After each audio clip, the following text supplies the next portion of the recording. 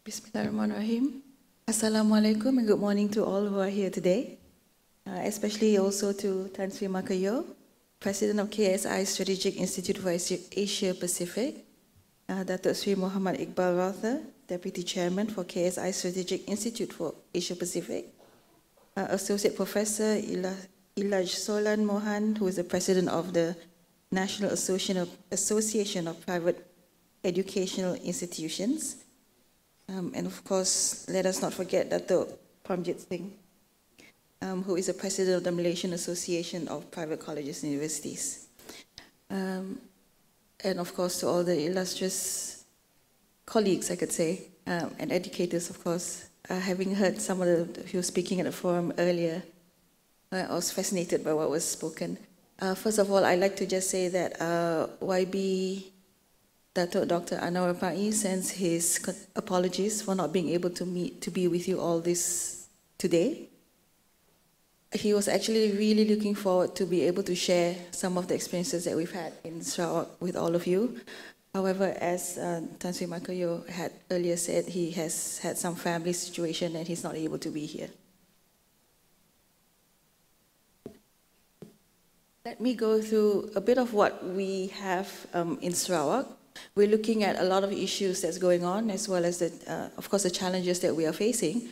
But I will also be sharing with you a little bit of some of the initiatives that we've taken in order to counter and hopefully to, if not solve the problem, at least minimize it to a certain degree. So we're looking at excellence in education, where we're embracing English and STEM.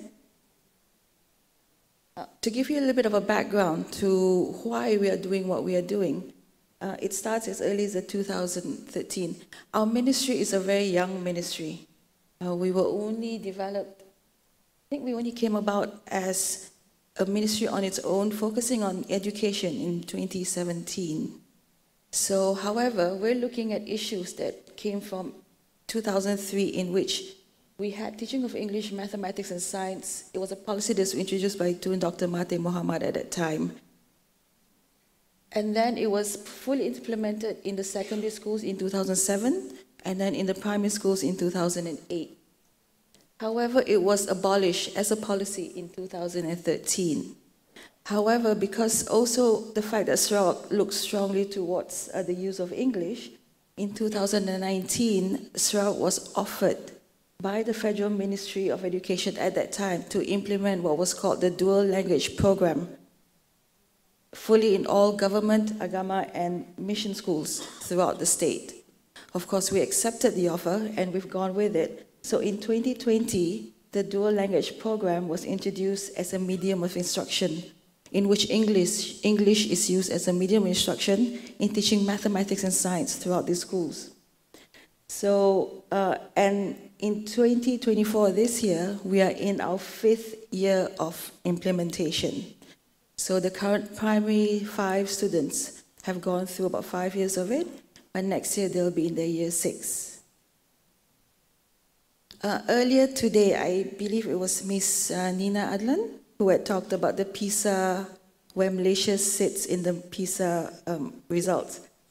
As you can see here, that little bit at the end there is the one that YB Dr. Anwar was quite concerned about, in which the high-performing students scoring at level 5 or above, in Malaysia, that little bar there, it's about 1% for mathematics. It's less than that for reading, and it's almost nobody had managed to achieve that score of level 5. And for science, it's about 1% as well. So these are some of the numbers that we're looking at in Sarawak as a state that is raising a lot of concern for us. This is a bar chart, that's a graph that's based on the most recent SPM result in Sarawak. So for 2022, Sarawak had attained a 5.07 Great Purata National, I believe they call it. And as you can see, the trend is it's a bit, a bit worrying. So we have estimated, this is a graph that was put together internally. We have analyzed the data ourselves in the ministry. And we estimated that it's going to take Sarawak about 12 more years to catch up, provided the national average remains static at 4.74. So if the national average happens to improve, we're even more worse off. However, at this point, it's going to take us 12 years. And 12 years is a worrying number in terms of the future of our children in Sarawak.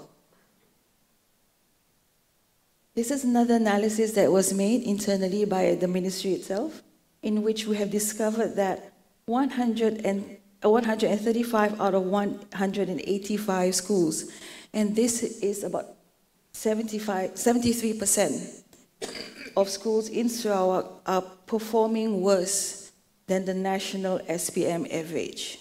So these are numbers we are looking at as a state, and as a ministry, of course, we are very, very concerned. And as you can see, our bar is skewed more towards the right, which is not a very good picture as far as we are concerned.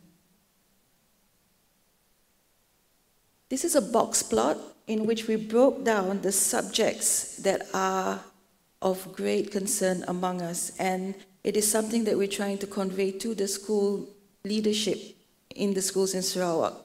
As you can see from here, a lot of us children are struggling in chemistry, mathematics, and generic chemistry and mathematics. So a lot of this struggle, we've seen that additional things like additional maths and all that, the children are really, really struggling in, and it's causing the average to look the way it is. When we broke it down further into individual subjects, we have found that mathematics, pure science, and English is among the weakest subjects for Sarawak students. And for a state that has set our state objective to be a science literate society, we also understand that English is one of the most important languages to learn if we want to have our students handle science and mathematics at a global scale. Most scientific journals today written about anything about science, about mathematics, is all in English. So we want our students to be able to cope with being able to understand those scientific journals. However, looking at the results that we are looking right now, it is something that we felt needs to be addressed as soon as possible.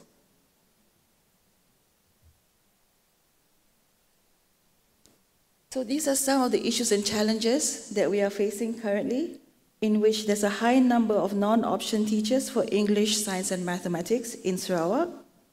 There are poor conditions of science labs throughout Sarawak itself, and there's a low enrollment in STEM at Form 4 level, and it's only at a rate of 32.7%. And it's an issue that Dr. Anwar himself has spoken out to the media on a fairly regular basis. We're just trying to highlight it so that the schools in Sarawak themselves are also aware this is some of the challenges that we are facing. Here are the numbers, the data that we have collected from Jabatan Pendidikan Negeri Sarawak, where we are looking at non-option teachers for science, mathematics, and English at primary school level. This is some of the most recent data we've got. It's dated January 2024. And as you can see, the non-option teachers, 55% of teachers in the schools are not teachers who are trained to teach science. It's 49.58% for mathematics, and it's 31.87% for English. So as a whole, it's nearly half the working staff that are not trained to teach that subject at all. And when they do this, a lot of teachers require, of course, additional training, additional support, and this is some of the things that the state is looking seriously into in order to help the teachers cope with the kind of work that they have to deal with at the school level. For the secondary schools, it doesn't sound as bad. However, keep in mind that a lot of secondary subjects is a higher level. So teachers need to be more technical. They need to go in-depth into this subject matter itself. And for teachers to be sitting at 28.99% for science, 29.74% for mathematics, and 13.67% for English, it's still quite a worry for the state. These are the teachers that are currently in the secondary schools trying to gear students and prepare them for exam level sort of assessment, national level assessments. And for these teachers to not be able to fully understand exactly what they're in for, it's really going to affect the students themselves, and it's going to affect how they cope with the curriculum and the subject matter.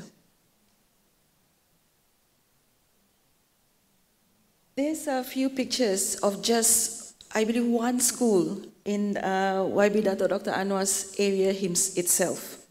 So where they do offer science in the schools, however, these are the conditions of the science labs that I'm working with. We have what looks like a very general classroom that looks almost nothing like a science lab. It's got science materials and all that, and these are what the teachers are coping with.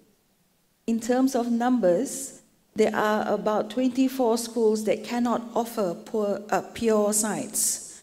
Not only do they not have the teachers, they don't have access to the materials, the equipment is inadequate. Some of them don't even have a lab in which the children could fully be able to get a hands-on experience in trying to do experiments and all that. About 585 primary schools are without science rooms. And of course, again, we're looking at dilapidated lab facilities. There's a lack of consumables. So the teachers cannot possibly be able to do experiments efficiently because they just don't have the consumables for it. And there's also the lack of qualified lab technicians to assist the teachers. So a lot of times, some of the administrative as well as the running around that is done by teachers, time is taken up. In which teachers could do better planning, they could do better preparations. They're not able to because there's no lab technician to assist them. This is actually data that's been collected, and we've had the permission to share it with you today. This has not been officially shared in any journal yet, so you're probably one of the first people to see it. And they have allowed us to share this data with you. It's information which YB Dr. Anwar felt would be relevant to what we have to share. So this is from Professor Dr. Sim Seong Fong, who is in the Faculty of Resource Science and Technology at UNIMAS, also with a Ms. Tang Hoi Ju from PPD Baram. And from the research they did, in which they did a survey with the schools in the area, here are some of the issues from the teachers themselves. And as you can see, they go from Form 1 to Form 2, Form 3, and the next slide I'll share with you some of the issues at Form 4 and Form 5 level. So things like gaps in the syllabus. I think earlier at the forum, I remember someone talking about how the industry and what's being taught in the curriculum somehow don't quite match. And I guess this is one of the things that, again, emphasizes along those lines of those issues. There's insufficient Hudson's kits, there's insufficient electrolysis kit. Students are not able to solve problems due to a weak mathematic fundamental. So the foundation is not quite strong. And of course, the access to equipment like power packs, which they do need for the syllabus, but they're just too expensive. At Form 4 and Form 5 level, we're looking at, there's just no CPR models. So the students are not able to practice. And to a certain degree, we need teachers who are able to understand the material themselves in order to convey it to the students. That's not available either. Some teachers don't have the competency in CPR and Heimlich maneuver themselves. So how then are they able to adequately share any kind of this kind of information with the students themselves? We're also looking at the syllabus of organic chemistry being too challenging, in which the basics have not been taught. So this sort of implies that there needs to be a change in the curriculum. There has to be more of a smooth transition from Form 1, Form 2 level to the upper secondary level. More experiments take time to acquire the observations. There's no photogate or an electronic timer for learning of gravitational acceleration. All of these are syllabus and topics that will later be examined at SPM level, but students are just not able to prepare fully for it. And of course, in general, we do have students who are weak in reading, writing, and arithmetic, as we have seen in the PISA results that recently from Malaysia. So if those basic fundamentals have not been addressed, it's going to be really, really challenging for these students to then cope with any kind of higher level materials that's being shared with them. We're looking also at the difficulty of delivery because there are non-option science teachers who have not been taught or not been trained how to convey the materials to the students. So these teachers are struggling themselves. They are learning the material themselves, and then they have to convey that material to students for the first time as well. Teachers who have been in that field for a few years, maybe they'll be able to cope. They pick it up as they go along. But if we're looking at newly graduate teachers, this is really something of a huge challenge for them. Some of the syllabus, it's just too extensive. Students become demotivated, not just by their inability to cope with the syllabus. They're demotivated when they go into a room and they see a general room with just some sort of bare minimum equipment, and then they're going in there and thinking, this is not what I see in a science room. And when children are demotivated, it's really easy for them to lose interest, they get discouraged. It then lowers their interest in anything STEM. So it's a knock-on effect that literally brings all the way to later tertiary education, in which that's why we see a trend of drop in interest in tertiary education as well.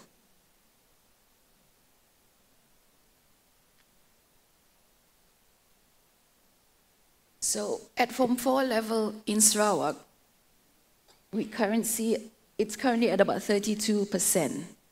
However, under Sarawak's post-COVID development strategy 2030, the target is set at 60%. This target follows the national target to have a 60% STEM enrollment as well. But to be honest, it's starting to look really difficult to attain. 32%, even a 1% increase at a yearly level, it's a big push. So anybody who's in the education field, we agree with this. And it's just one of the biggest things that we have as educators and leaders, we have to face as well, and we need to address it. This is our current enrollment in STEM, and as you can see, the trend is sort of going up from 2017. However, it's starting to sort of dip a little bit. This 32.77% is a combination of in pure science and in vocational technical. So if we break it down even further, we're looking at about only 25.21% enrollment in pure science, which is taking quite a big dip even from 2021. And we're looking at enrollment in vocational technical. In Sarawak, what we see is people are starting to move more and more towards vocational technical. They feel that a lot of students, I probably felt that, we have spoken to a few, and they say that they might as well go back straight into doing something with their hands, the skills. We do accept, and we've accepted that some students are just not academic. And the earlier we prepare them for that idea, we can tell them, look, just go into vocational technical. That is why there's quite a rise there. However, like I showed you earlier, it takes them away from the pure science. So here are some of the initiatives that we've taken. We have got a few, actually, that's been in the works for the past 1 or 2 years. But what we're going to share with you today, not just those that we have done before, but those that we are going to start doing from 2024 onwards. Moving forwards, this is where we feel that it's going to hopefully encourage a lot of these children, not only from primary to secondary, but towards tertiary level as well, to get them interested and to just want to be in school. So we have this, it's been going on for a while. It was first implemented in 2017. It's the Sarawak English Language Education Symposium, SELIS. Sarawak, as a government, we've spent about 3.5 million on this program. It's benefited 3,000 teachers. What it is it's a sharing of best practices, and it provides a platform for English language educators to network, to exchange ideas, as well as to share what works and what doesn't work in the classrooms.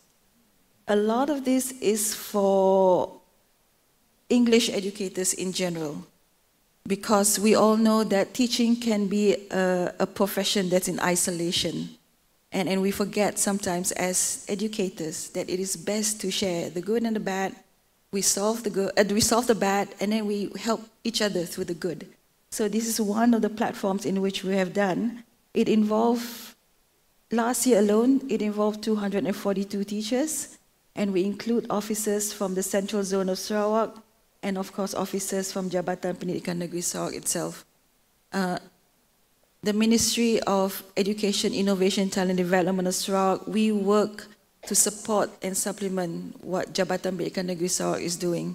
So we are constantly in touch with the Federal Education Ministry in order to see ways in which we can complement what they are doing, support what they're doing, and provide as much as we could to help them, to help our own children. The other initiative that we have done is we have collaborated with Singapore under the Mathematics Pedagogical Learning, Understanding and Support, Maths Plus. It's a 4-year program that started last year, July, and it will run through to July 2027. It is between the Singapore International Foundation and, of course, the ministry. This collaboration was actually first mooted by YB Dr. Anwar himself during a working visit to Singapore in 2019. So from the conversation he had with them, this collaboration came about, in which they have a training of trainers. A group of volunteers from Singapore will come in and train these 100 primary school teachers on essential mathematical skills. Now 100 may not sound like a big number, but what they do is they have to go back to their own schools and they train other teachers on what they have learned from the Singapore volunteers. And the reason why it takes about 4 years is because at each year the level is increased. So they are taught different levels. By the time they get to July 2027, they would have completed the entire program. And hopefully these 100 teachers will go back to their school, teach another 100, that 100 teach another 100. And this hopefully will solve the issue of the non-option teacher that we have. The other initiative that we have is the Raspberry Pi computer program. What we have already contributed, we've provided about almost 10,000 units to 1,265 primary schools. And each school receives a server unit and a few client units, depending on the number of students in that school. What happens is that these units will substitute for those who do not have internet access. So the server client works as like an access. So the client units will connect to the server units, and from there they have materials downloaded in it, in which there are teacher guidebooks as well as student workbooks, all included. And there are some materials in there from things like Khan Academy, anything that students can use for research. So students in their classes are being taught how to do research, how to do programming, how to do coding, even when they don't have internet access.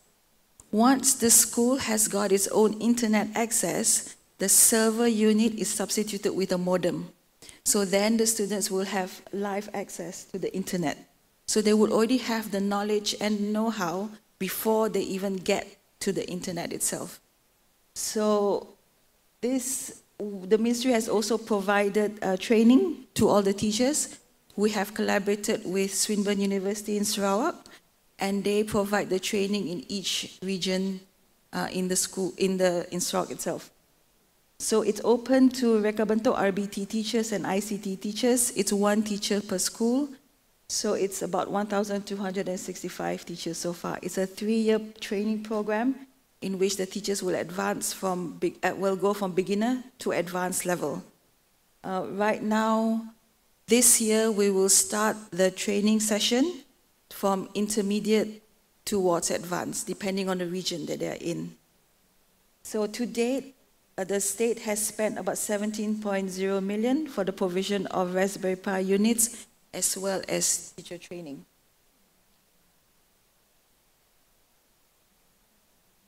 So whatever coding and programming the children have learned, they will then come up with an issue that they can see in the community. So they look at the issue, they address it, and they will try to come up with possible solutions by using the coding and programming that they have learned from the teachers in the classroom. They will then showcase whatever they have done during what we call a STEM Trailblazer event. We started out small. It used to be one in Kuching and then one in some, but this year we will have 3 going on at the same time. So we will have 3 STEM Trailblazer events going on this year in Kuching, Miri, and Bintulu. And the students will then show the innovative projects that they developed using the Raspberry Pi computers. Not only is it to get the students to show what they have learned, to show what projects they've come up with, but it's also to create awareness on how these computers can be used by the children and eventually by the community.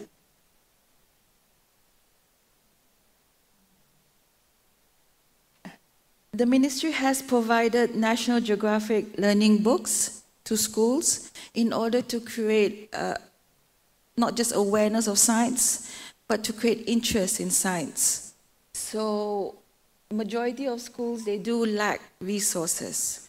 So in order to support this, the solution to this issue, the ministry has provided these books, as you can see, learning resources to all 1,265 primary schools in Sarawak. To date, we have spent about 11 million on these resources since the year 2018. 5 million is for the primaries, 5.6 million to the primary schools itself. An additional 5 million is provided to the preschoolers. However, what we've done is we've passed on the distribution of these books to the Ministry of Women, Early Childhood and Community Wellbeing Development. So the ministry has funded it, bought the books, got together with the suppliers, did all the managing of it, passed it on primary schools and preschoolers. That's under a different ministry.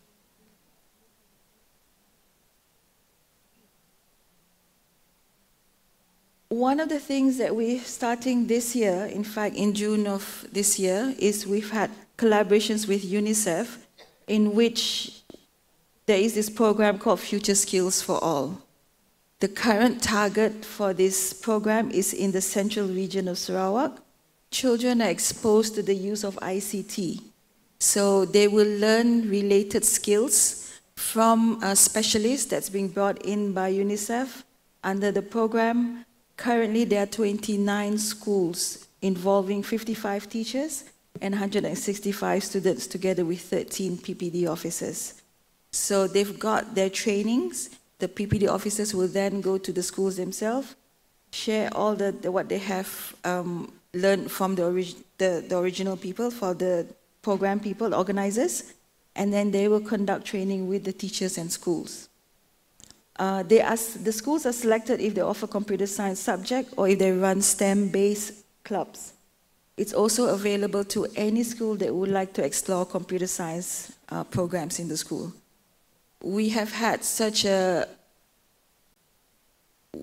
when we did the initial stages, there was so much interest in it that we actually had teachers who were lining up. They were literally giving their names to us and we're saying, okay, we'll get back to you, we'll let your PB contact you. So there's a lot of enthusiasm and interest for this, which we are very happy to note. And when we had an almost similar program on a different side of the different region in Sarawak, some of the children themselves were lining up because they found that it was so easy to be able to use all these devices. They were really interested. So it's been quite a positive feedback from what we have done so far. Dilapidated schools seems to be a big thing, and it's something that's also worrying in Sarawak most of all, but here are some of the school redevelopment projects that we have successfully carried out. One of it is SK Ulu Segan in Bintulu. This is the new school that's just being built. financed by the state itself. I actually managed to go to the original school itself, and it was quite an interesting story when I walked in. What it was the original SK Ulu Segan. Whenever there's heavy rains, the walkways between classes were all flooded. So when it floods, half the time the students look down and they're not sure whether they're on a pathway or whether they're off the pathway. And sometimes there have been incidences where crocodiles have come in with the water, and then you have children walking there and you're thinking, no, we cannot expose the children to that kind of dangers. So when this was mentioned to the Premier, there and then he said, nope, let's build them a new school. The original school building is still there, but there's another school that has taken over that place, to be honest. I'll share this with you, because that school that has got into the original Ulu Segan school building, they had a worse situation in their school. And for their school, the teachers, it was quite a funny story. I hope I have a few minutes to share this. The staff room, the building, normally you have a building like that. The building had already slanted towards this end. So the teachers were going that way. But the funny story out of it, the principal also, she was happily sharing it with us. The windows, the tables at the window area were all male teachers. They had their tables there. So we asked why, so that they can keep a lookout for alligators or crocodiles, and she went, no, they'll just put out their fishing rods and wait for fish. So, however, access to that school itself would take, on a good day, about a 15-minute walk through swampy area. So 15 minutes is for teachers who knew where to step. They said for the rest of us who are there for the first time, chances are it's going to take about an hour, because when your boot gets stuck in the swampy area, you're spending time pulling it out, and then you take out your shoe and you're going, oh, no. But that other school that was there, what also happened was there was a particular time when the rains were quite heavy. The water rose in the school area. 3 crocodiles came in, and when the water receded, they didn't go out. So the teachers also became crocodile hunters. They managed to catch 1 crocodile, and then at the point where the ministry went, no, this is unmanageable. We cannot expose teachers to this kind of dangers, much less the students. Literally got them, almost an evacuation, got them out to the old Ulu Segan building, where we felt was slightly safer in comparison. So they left a lot of the equipment back, and they said they go back in little level sessions to get a few things that needed. At the point that we spoke to them, they said, Madam, there's still 2 more crocodiles in the school grounds. We don't know where they are. So they say, no. I said, oh, be careful when you go back. And they say, we have to walk through that marshy, swampy area. Watch out for crocodiles that are probably made it their home already, and then quickly take what we need and bring it back.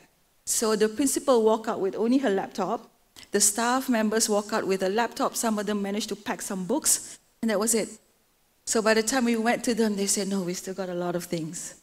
So these are just some of the situations that we go through, and I'm sure it's shared with a lot of schools, even here in Semenanjung. But it's just the fact that we've got crocodiles to worry about as well. This is SK Meludam in Betong. This is another one of the schools that also, half the building originally was on a slide, like it was experiencing like a landslide. The school was starting to move into the river. So this was another one of the situations when the ministry went, nope, let's just build them a school. If we try to redevelop the existing one, it's a vicious cycle. By the time we finish with one corner, the other corner starts moving. So let's just build them a whole new building. This is in Kuching itself. In fact, it's right behind. If any of you have been to Kuching, at the river's edge, this is one of the schools that's just in that little bit, almost near the city center itself. But they were experiencing quite a high level of dilapidation, that it just became unmanageable for the school and the staff members. And a new school was built for them recently, and this is also fully funded by the state government. Moving forward, Our Premier has also announced free tertiary education for Sarawakians, and it involves, there are a few details that still needs to be worked out, but right now, I do know for sure it's focused at Sarawakian students. All they need is just one parent to be a Sarawakian, and they can apply for the free tertiary education in this universities in Sarawak itself. We have gone from state-owned universities to all universities in general, so that's one of the little details that we're still working out. We're in almost the final stages of planning, so we're just waiting for the Premier to make an official announcement in which he will give more details. But this is one of the methods that we have come up with, and the Prime Minister was the one, the Premier was the one who led this discussion, in which when we told him that too many of our students were not interested in tertiary education, he suggested that if it's a socio-economic issue, then this is one method in which we can counter it. If it's some other issue, then hopefully we can get them a bit more interested. So together with the programs that we run in the primary and secondary schools, during STEM Trailblazers, in addition to that, we're hoping this would encourage more and more of our children to continue to tertiary education.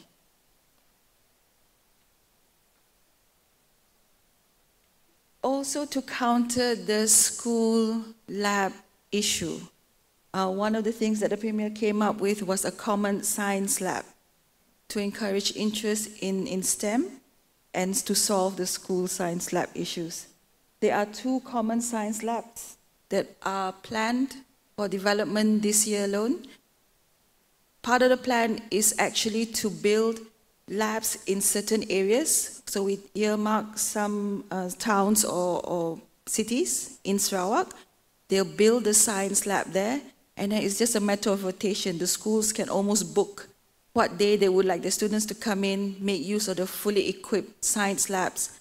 So the idea is that the state equips these labs to the fullest and the most that they can do. We are working really closely with the universities that we have in Sarawak, and the schools just will go in and make use. So they don't really need a science lab themselves.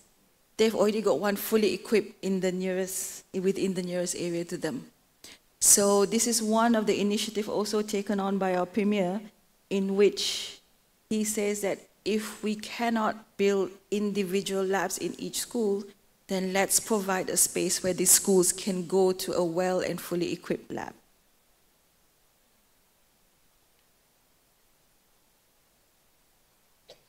In summary, these are some of the funds that's been allocated in terms of infrastructure.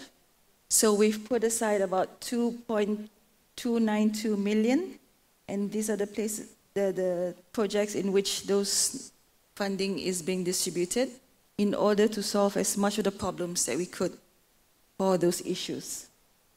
As you can see there, there's about 300 million for the YCs. YCs actually stands for the Yayasan Sarawak International Secondary Schools.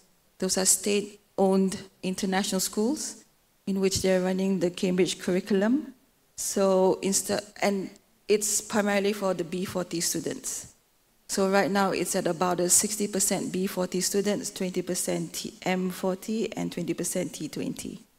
So we're hoping that to give our B40 children access to international curriculum, international mindsets, and hopefully they will be the leaders in their community in the future. So we'll be pushing them towards tertiary education and everything, interest in STEM. We have school utility projects. Of course, we have the rural transformation initiatives, the rural transformation projects, and various other projects in which we look at infrastructure.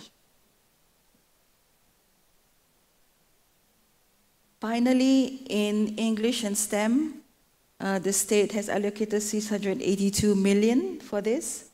Of course, things like teachers CPD, grants for JPNS in schools, STEM and English teaching aids, the Raspberry Pi for primary schools, dual language program Sarawak, and the Yayasan Sarawak financial assistance. So if there are students or families that cannot afford to send their children for tertiary education of any kind, they can apply to Yayasan Sarawak and assistance will be given to them, provided they fulfill certain of course, necessary requirements from Yayasan Sarawak. Yeah? All right. So that is all that we have to share with you today. These are just some of the things that Sarawak has put in place in order to help our children and to hopefully bring them better off in the future, and of course to help with at the very least the SPM results. But it's all geared towards getting a science literate society. Thank you very much for having us today.